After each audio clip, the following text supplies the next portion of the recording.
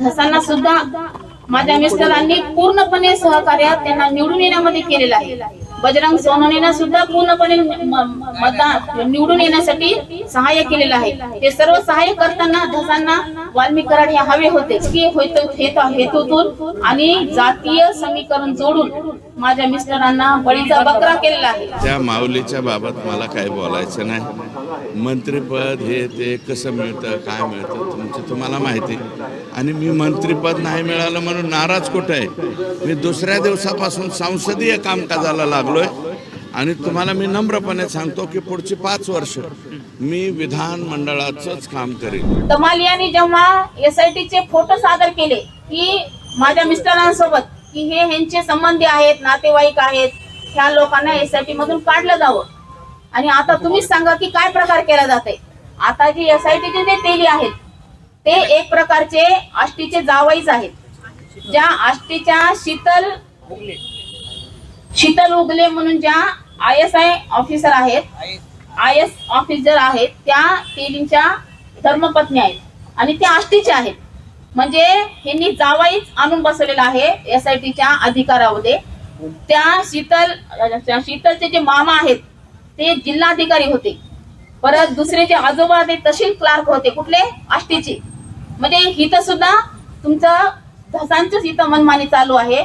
धसांनी आपल्या सोयीनुसार इथं त्यांचे माणसं आणून बसवलेले आहेत आणि एक राजकीय फक्त आमची म्हणजे वंजारी समाजाची माती करायची।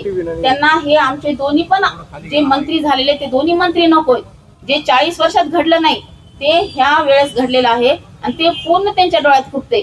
आणि त्या लोकांना कमी करण्यासाठी एक प्रकारचं टार्गेट त्यांनी माझ्या मिस्टरांना केले।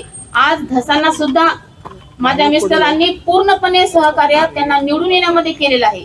बजरंग सोनवणेंना सुद्धा पूर्णपणे मतदान निवडून येण्यासाठी सहाय्य केलेलं आहे। हे सर्व सहाय्य करताना धसांना वाल्मिक कराड हे हवे होते, पण आता जेव्हा ते निवडून आल्याच्या नंतर त्यांची काही गोष्टी होत्या की त्यांना सुरेश धसांना त्यांच्या काही इच्छा होत्या, त्यांच्या ज्या काही इच्छा होत्या की मंत्री होण्याच्या किंवा तुमचं काही पालकमंत्री वगैरे होण्याच्या ज्या काही इच्छा होत्या त्या त्यांच्या पूर्ण झाल्या नाहीत। आणि त्यांनी टार्गेट आपल्या 2 मंत्र्यांना करण्यासाठी, त्यांनी त्या 2 मंत्र्यांना संपवण्यासाठी अगोदर वाल्मिक अण्णांना संपवणं गरजेचं आहे। त्यामुळे त्यांनी पूर्ण म्हणजे हे राजकीय हेतूतून आणि जातीय समीकरण जोडून माझ्या मिस्टरांना बळीचा बकरा केलेला आहे। कराडांना मी नाही भेटलो, कुटुंबाने केला, भेटलो नाही। वाल्मिक कराड माझं काय वाईट काय होतं?